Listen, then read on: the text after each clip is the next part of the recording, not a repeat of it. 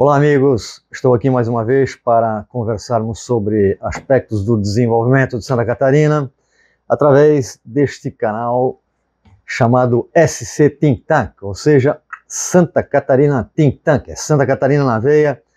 Em primeiro lugar, eu quero agradecer às pessoas que se inscreveram, estão se inscrevendo, compartilhando, continuamos aumentando, estou otimista com isso, mas a trabalheira é grande, precisamos de bastante concentração e, sobretudo, muito esforço para manter as gravações, o ambiente do SC Think Tank no sentido de trazer sempre uma reflexão sobre aspectos do desenvolvimento do Estado de Santa Catarina. E aí, devo dizer o seguinte, há alguns assuntos em pauta, estão na gaveta, estou literalmente num ambiente de think tank, ou seja, fazendo a informação crescer e armazenar para depois classificar, sistematizar e passar para vocês assuntos como, por exemplo, preciso me programar para isso, o assunto da segurança pública, sobre o que já venho mencionando aqui a importância já conto com amigos como o agente da Polícia Civil de Canoinhas, meu amigo Everton Gonchorowski, que já me mandou algumas informações, material também o sargento Juliano Damaso da Silveira, de São Bento do Sul, também me mandou orientações, informações. Conto também com a colaboração do coronel da Polícia Rodoviária Estadual de Blumenau, coronel Antônio Bena da Rocha, e tem mais gente aí me ajudando no sentido de justamente armazenar informações que em breve eu passarei para vocês de maneira sistematizada e com uma base de informações que nos permita aqui uma reflexão, uma análise.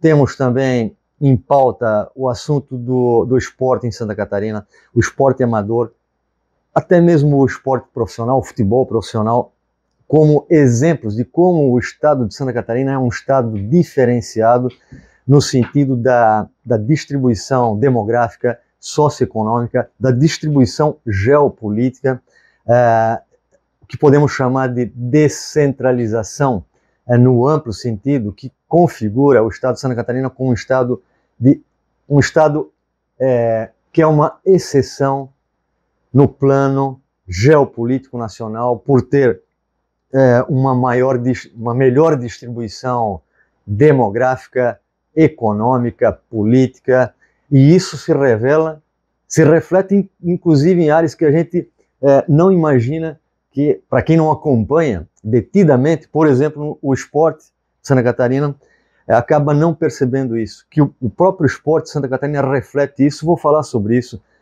com mais cuidado.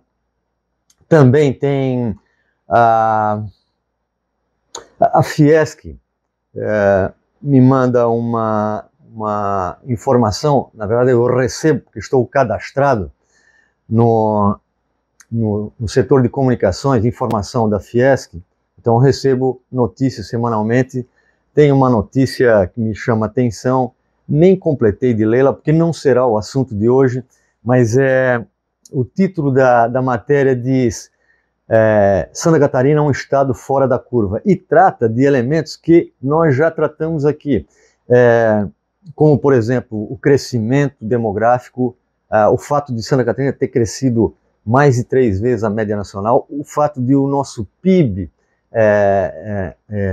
aumentar seguidamente. Nós já estamos chegando, provavelmente, não tardará em recebermos a notícia e podermos anunciar aqui de que Santa Catarina está beirando os 5% do PIB nacional. Isso é algo extraordinário para o tamanho da população de Santa Catarina. Significa, em termos proporcionais, que nós estamos no top, nós estamos ali, entre os primeiros.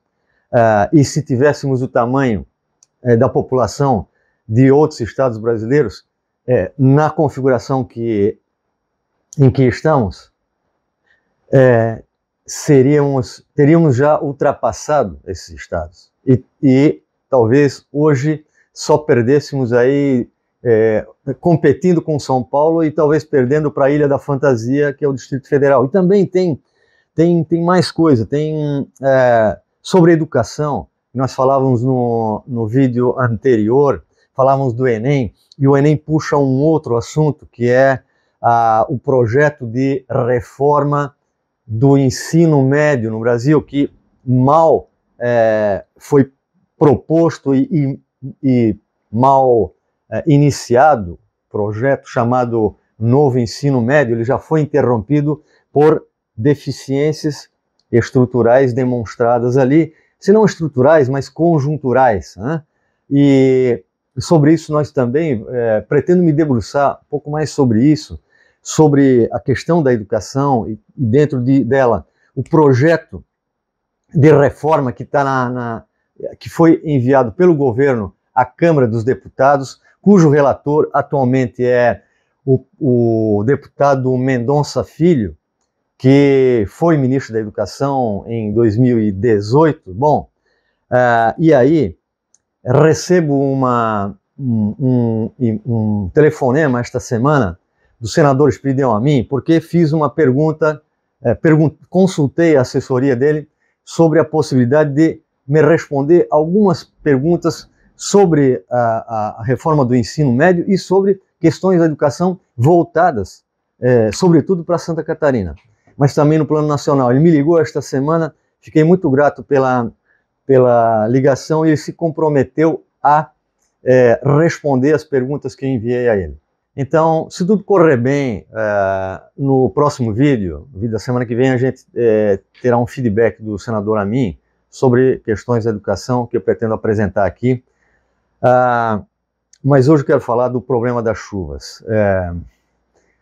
Catarina, tu que está me ouvindo aí, me dando a honra da tua audiência qualificada, a gente sabe o que é isso, né? Olha, inclusive está chovendo agora.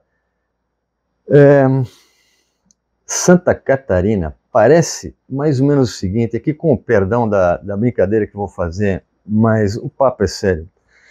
Parece que em algum momento longínquo da história da humanidade e da história do cristianismo, o São Pedro teve uma treta com a Santa Catarina, a Santa e Bela Catarina, e parece que não fechou o caixa lá, e a gente acaba sendo castigado aqui, né?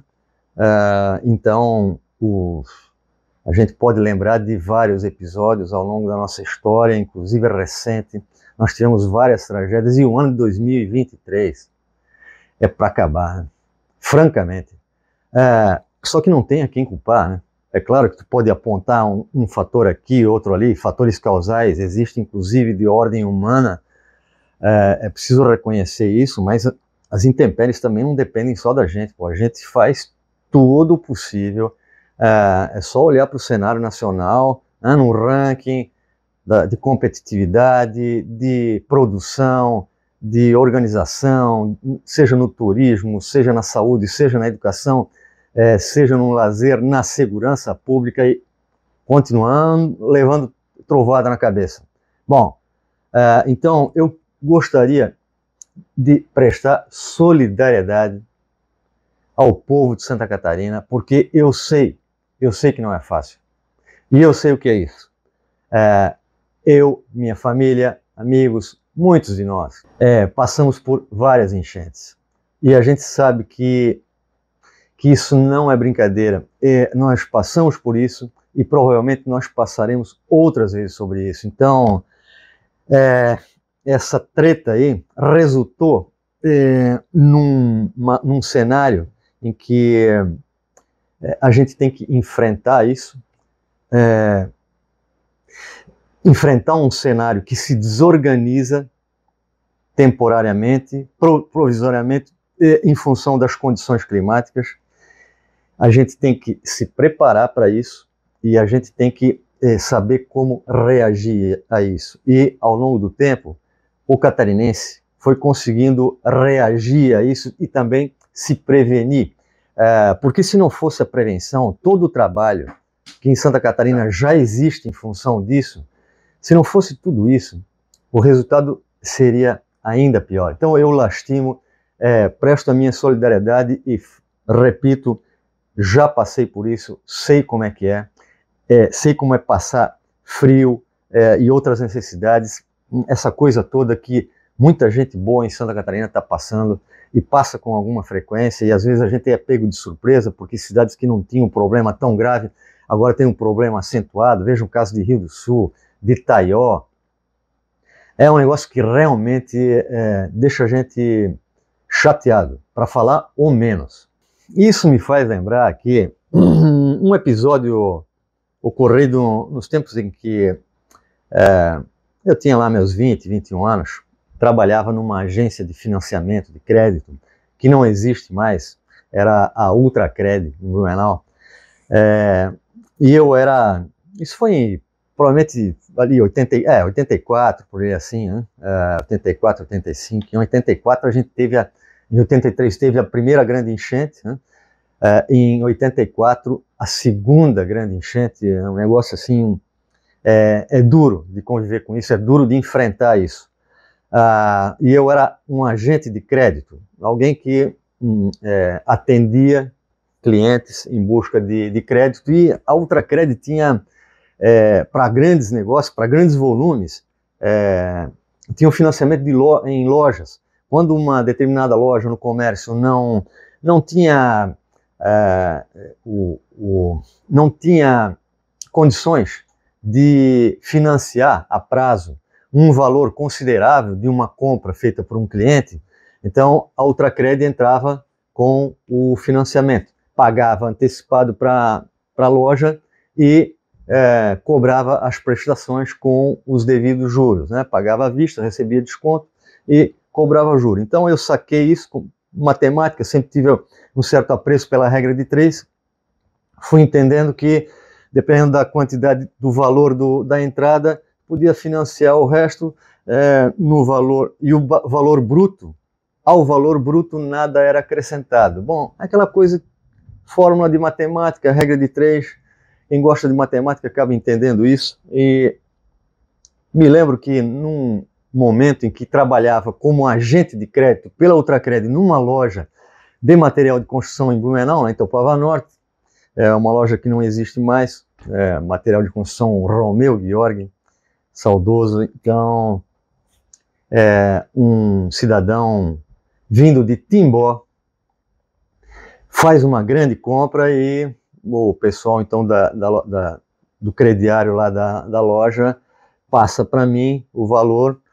Eu vejo lá, faço toda aquela pesquisa, né, que se faz com o cliente, o nome do cliente, vai lá o serviço de proteção de crédito, ver se está tudo certo, tá tudo beleza e tal. Então, o cidadão se propôs a dar um valor tal de entrada, conseguir financiar, fazer o restante em 5 vezes sem acréscimo. Todo mundo contente ali com o negócio, o cliente aceitou, a loja também, e a Ultracred, no final das contas, tem que ir lá ligar, pedir aprovação, tá tudo pesquisado aqui e tal, mas aí vem a burocracia de uma empresa de São Paulo, né, que diz, olha, esse valor aí pelo rendimento familiar é um valor que ultrapassa a capacidade de pagamento. Aí vai explicar isso para o cidadão, um trabalhador do interior de Santa Catarina, família constituída, construindo a casa, ampliando isso aqui, relações de comunidade, tu vai explicar para o cidadão que, olha, o valor é muito alto para o senhor. Aí ele te diz, não, mas quem tem que saber se eu tenho condições de pagar sou eu, não são vocês. E ele tem a razão, mas regras são regras. Fui conversando e tal, negociando com a Ultracred, e aí o gerentão da Ultracred me diz, olha, é o seguinte, tu vai ter que conseguir avalista e, sei lá, 2 avalistas para ampliar o rendimento aqui, para a gente ter a capacidade de aprovar o financiamento. No fundo, tem um detalhe aqui, Isso acaba revelando o quanto há uma diferença entre uma determinada cultura organizacional, cultura de negócios,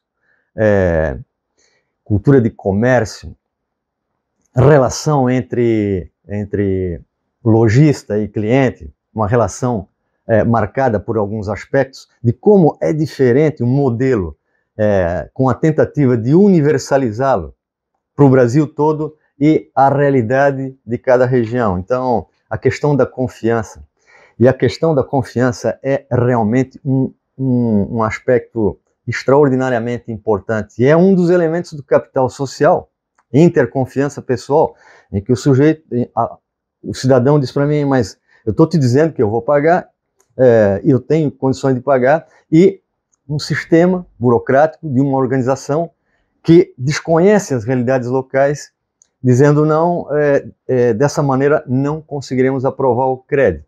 Aí, bom, mas o cidadão, de muita boa conversa e muito compreensível, disse, não, tudo bem, vai lá para minha casa, então te espero lá amanhã ou depois, porque essa foi a orientação da Ultracrédito. Tem que ir lá para a cidade de Timbó para recolher mais assinaturas e tal. Tudo bem, cheguei lá 2 dias depois para poder aprovar, é um valor grande, a gente sabe, quem trabalha no comércio está sempre dependendo de pontuação, de fechar o mês, né?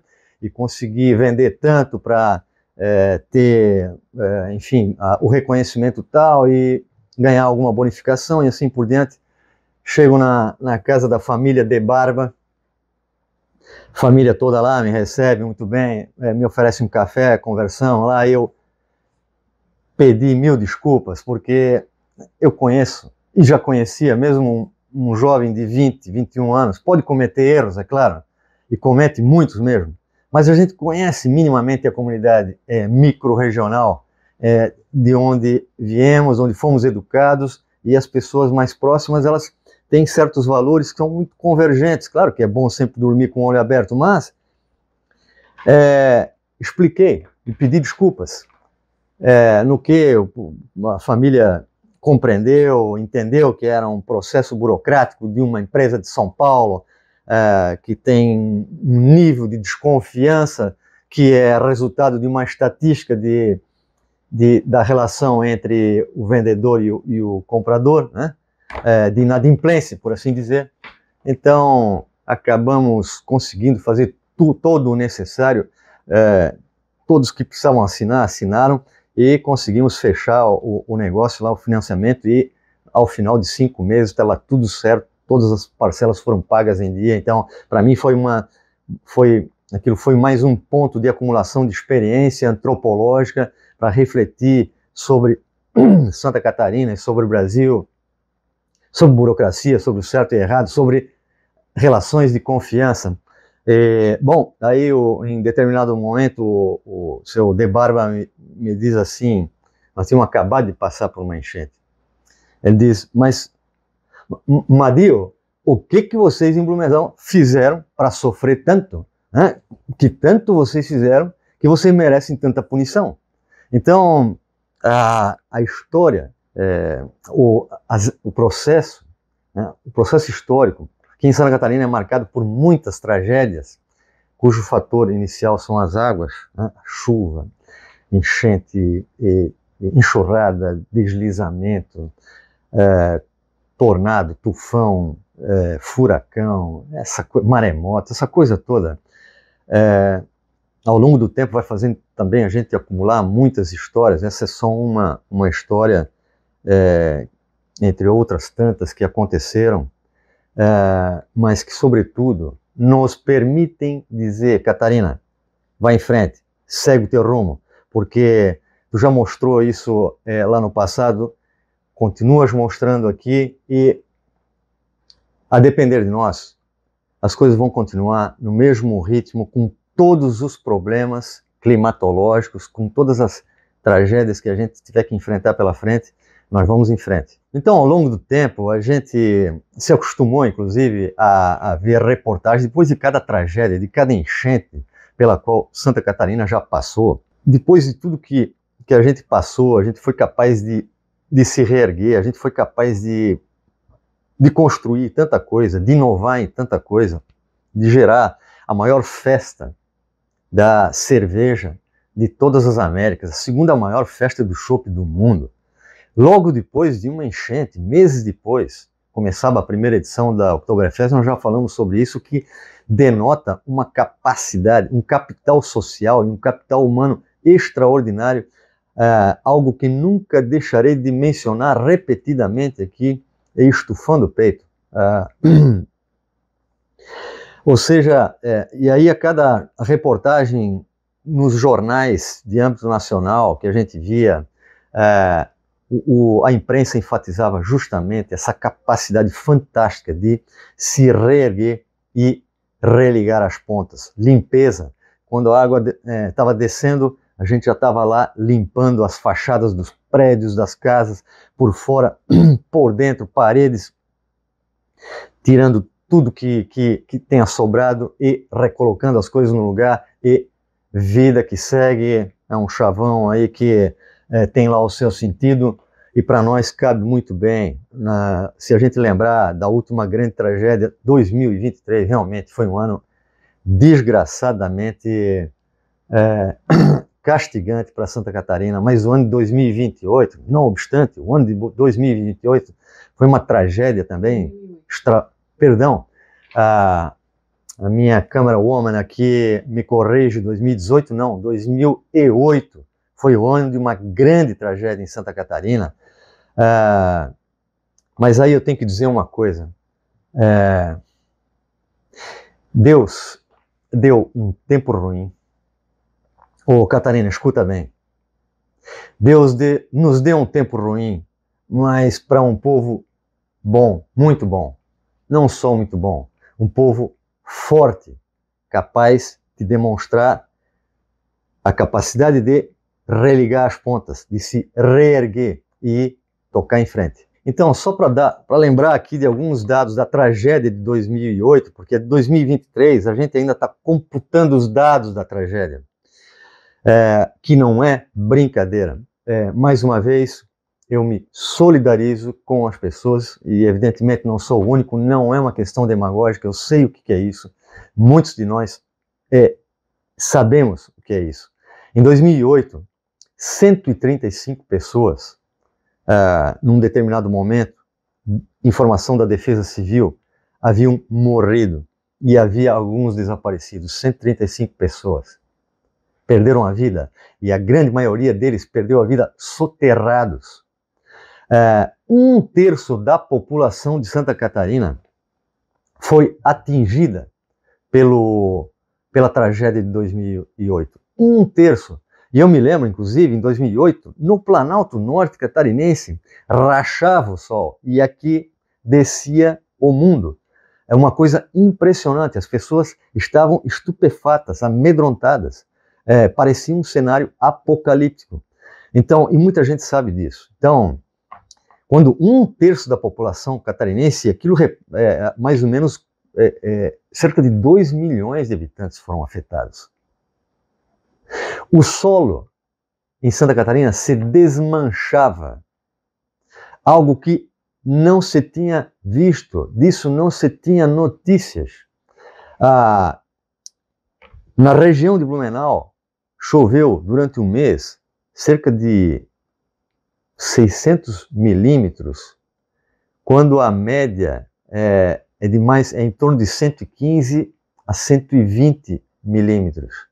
Então, significa que foram 5, alguma coisa vezes mais. Itajaí, 80% dos habitantes de Itajaí em 2008 foram atingidos pelas águas. A Defesa Civil de Santa Catarina, depois disso, criou o Centro de Estudos e Pesquisas sobre Desastres, que promoveu, logo depois da enchente, inúmeros cursos de capacitação, cursos de sensibilização, cursos em escolas. Grande parte dos alunos de Santa Catarina, do ensino fundamental, receberam cartilhas, receberam orientações, e isso foi ajudado pelas 36 secretarias de desenvolvimento regional daquele momento, né, que facilitaram, que deram capilaridade a essa operação de educação, no sentido de prevenção, não só para adultos, mas para crianças. Um negócio extraordinário. Quando falam dessa capilaridade, que foi facilitada pelas secretarias de desenvolvimento regional, isso me lembra a descentralização. Foi outra experiência muito importante, sobre a qual nós também falaremos aqui em algum momento, que também foi exemplo para todo o Brasil. Já falei sobre isso. Bom, Centro Integrado de Gerenciamento e Risco de Desastres de Santa Catarina, hoje foi criado em 2018, num prédio de 4 andares em Florianópolis, com meteorologistas, geólogos e engenheiros e um conjunto de 160 profissionais, assim como a FURB tem, desde 2008, a partir daquela tragédia, talvez até antes, eu não quero me enganar aqui, e talvez esteja me enganando quando sugiro que seja 2008, talvez já seja antes, não lembro agora. A FURB tem um núcleo de estudos, de pesquisa sobre desastres que já geraram dezenas de dissertações de mestrado, trabalhos de graduação e de doutorado. O Alerta Blue, em Blumenau, que foi criado desde depois da enchente de 84, que já tem aí uns 30 anos de existência, é referência nacional, assim como outros serviços que envolvem defesa civil, envolvem instituições como o Corpo de Bombeiros, Polícia Militar e uma série de outras organizações públicas ou da sociedade civil, no sentido de ligar as pontas e se preparar para o pior. Então, Catarina, pensa comigo. 1983, 1984, 2008, 2023. Põe castigo nisso, né? Uma forma alegórica de falar, mas é como eu disse, usando aqui a linguagem popular, Deus dá o tempo ruim a um povo bom. Muito bom, forte, valente, capaz de reagir e se reerguer. E se não fosse por outro exemplo, eu quero dizer aqui, puxar os dados do IBGE novamente, de 2022, que mostram que Santa Catarina cresceu mais de 3 vezes do que a média nacional, só perdeu percentualmente para o estado de Roraima, porque a gente sabe que muitos são os venezuelanos que passam a fazer parte do território nacional e são computados como habitantes inicialmente de Roraima, que é a nossa grande porta de entrada aos irmãos venezuelanos. E é possível lembrar que, não por acaso, esse Estado, com essa capacidade de investimento, de atração de recursos e de pessoas, não por acaso, com toda a capacidade de enfrentar a tragédia e de se reerguer, é o Estado que, no Brasil, mais tem recebido venezuelanos. Isso é algo notável, é impressionante, digno de nota, e tem que ser dito. Estou dizendo aqui para ti, catarinense, meu espectador qualificado aqui, que me dá a honra da tua audiência e que nos permite refletir sobre aspectos fundamentais, explicativos do desenvolvimento, do processo histórico de desenvolvimento do Estado de Santa Catarina, que hoje que é atualmente o Estado mais promissor do país, com tudo que passou de ruim, consegue se reerguer e, assim como mostra a matéria da Fiesc, que em algum momento vou aprofundar os dados, mas já falei sobre a maioria dos dados, que a matéria da Fiesc mostra. Santa Catarina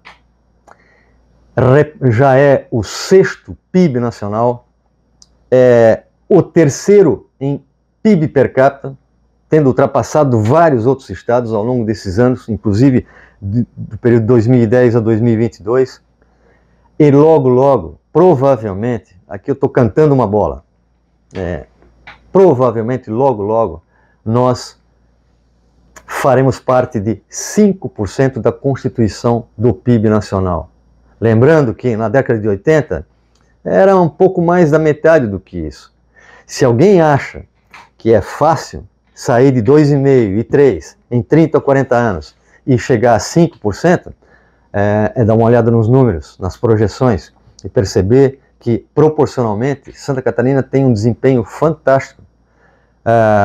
Então é o seguinte, meus amigos, meu amigo catarinense, meu irmão, isso me faz lembrar de uma frase dita em 2008,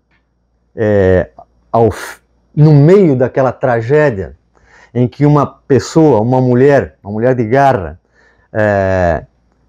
foi entrevistada por um jornal de âmbito nacional, e a ela foi perguntado do que ela e a família estavam precisando, e ela tinha perdido entes próximos, assim como muita gente. Foi um negócio realmente tocante. E ela disse o seguinte: não, aqui ó, a única coisa que nós precisamos mesmo é de água potável, porque braço nós temos. E isso me marcou muito, porque isso é a manifestação da garra, da capacidade de, em meio à tragédia, tu saber que tu pode fazer todo o esforço, não só pessoal, mas um esforço coletivo, de gente se ajudando, de gente sendo solidária, capaz de reerguer e reconstruir, como mostram os dados do IBGE, que em 2008 Santa Catarina passa por uma baita tragédia e em 2022 é apontado como o estado mais promissor do Brasil. Então, Santa Catarina, por isso que eu digo, Santa Catarina não é a bola da vez, Santa Catarina é a bola 8. É difícil de desanimar a gente. É impossível derrubar a gente. E a gente se vê no próximo vídeo, na próxima semana. Um grande abraço a todos e minha solidariedade novamente a esse povo maravilhoso. Da enchente, ela acaba sendo... agora eu não sei qual que é a palavra. Aí corta essa parte aí. Vamos para o próximo vídeo. Dá uma cortada, né? Eu só não quero virar meteorologista aqui, né? Vai, making off. Aí o Joãozinho se vira aí. E o negócio é o seguinte, ô Joãozinho, tô te pagando bem, 50 pau por mês, uma assessora. 5 pau foi só o início, né?